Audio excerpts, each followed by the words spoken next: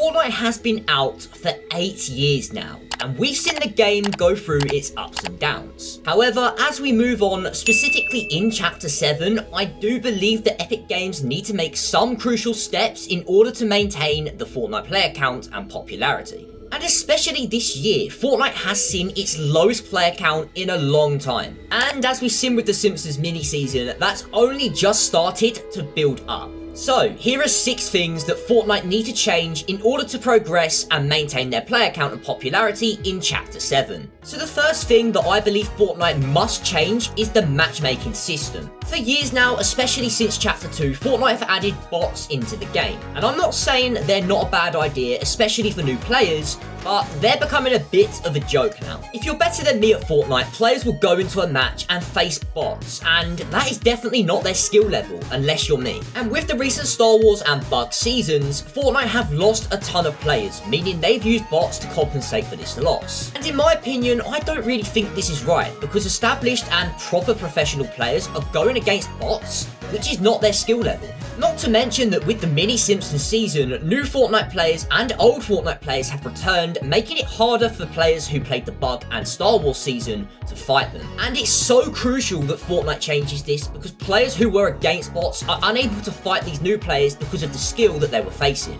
And even in ranked, for example, if I was Diamond, I would see people in Champion or Elite in my lobbies, which is not the skill level you'd expect. And talking about balancing things in the game, Fortnite need to improve the balancing of weapons. For years now, we've seen Fortnite add new and old weapons back into the game, experimenting the damage, the fire rate, and much more. There has always been this controversial divide in the belief of what weapons should be.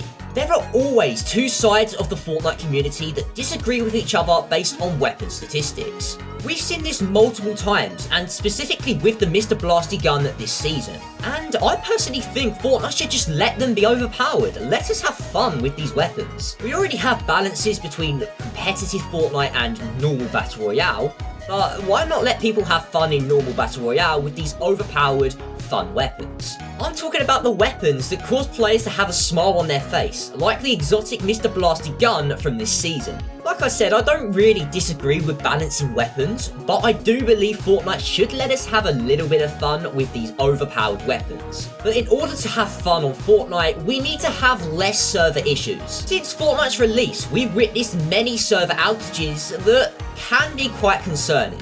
From Epic Games server outages to just any online server outage, it really does affect the game's performance and makes players really mad. And this year alone in 2025, we've experienced a ton of outages and pretty much haven't got any compensation for it. Of course, compensation isn't necessary all the time because it's not Epic Games' fault most of the time. However, players do feel quite forgotten. And of course, it's not actually just server outages, it's the server lags when you enter a game of Battle Royale.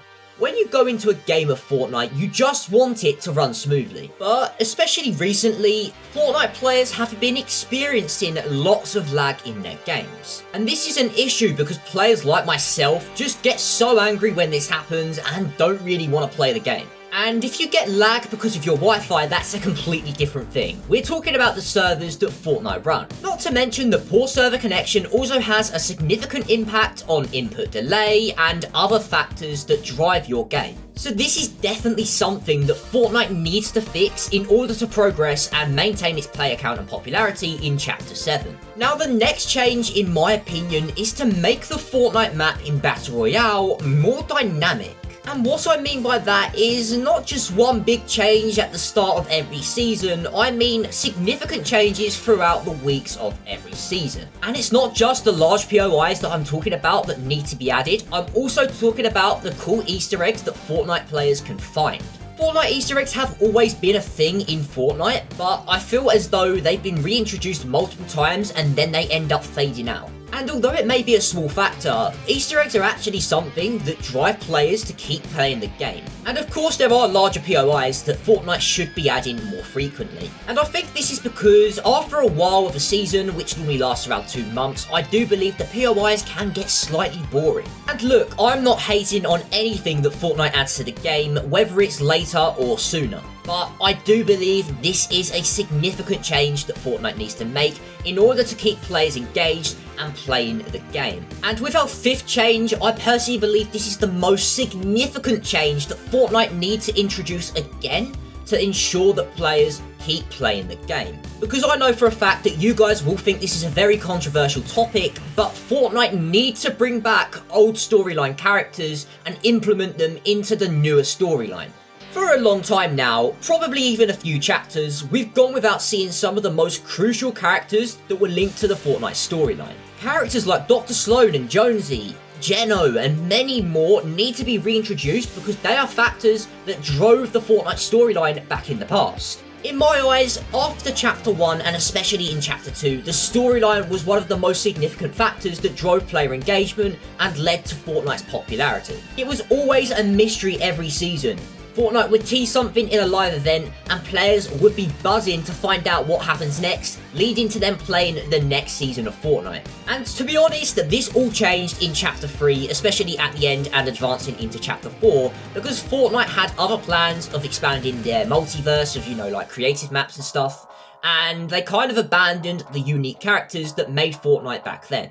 And although we do have leaks of the 7 returning in Chapter 7, it doesn't mean that everything's okay. Because somehow Fortnite have got to make them come back, because last time we saw the 7, they were transformed into Chrome. So overall, especially for me, this is something that is one of the most significant factors that will overall change how Fortnite will perform in Chapter 7. And the last thing Fortnite should change before we go into Chapter 7 is their ways of communication. Fortnite have always been quite good at communicating with their players by social media and even through in-game surveys. But for example, like in this year again, Fortnite have lacked showing teaser images for new seasons, live events, which has actually caused the community to lose interest. We've also seen with many Fortnite updates that Fortnite social accounts do not post everything that's been added in the update. And to be honest, this is actually quite crucial because Fortnite are basically missing out on players using their key features that they've added to the game. And talking about features, Fortnite developers and employees could post things on social media to boost engagement, but don't necessarily do it. We have seen this in the past with a guy called Mark Rain who works for Epic Games, but we don't see this much at all. And this is why, in my opinion, I think Fortnite are missing out on a ton of players, which could actually cause significant loss in Chapter 7. When Fortnite players see teasers for new seasons, live events, and much more, the hype builds. They want to see more and they can't wait to try it out. But Fortnite's lack of this could mean that less players are hyped and they're not so interested in the new seasons and Chapter 7. All these things, especially in my eyes, are so important in making sure that Fortnite in Chapter 7 has a strong position, making sure players stick around to see what's happening next, and ensuring that Fortnite maintains the popularity and player count that they need. If there are any more factors that you think I could have mentioned, let me know in the comments, because I do believe Fortnite needs to make some changes at least to maintain this positive experience. And remember, these are just my views, they're not everyone else's, we all share different values, so just remember that before commenting. And I hope you guys enjoyed, and I look forward to seeing you all in Chapter 7.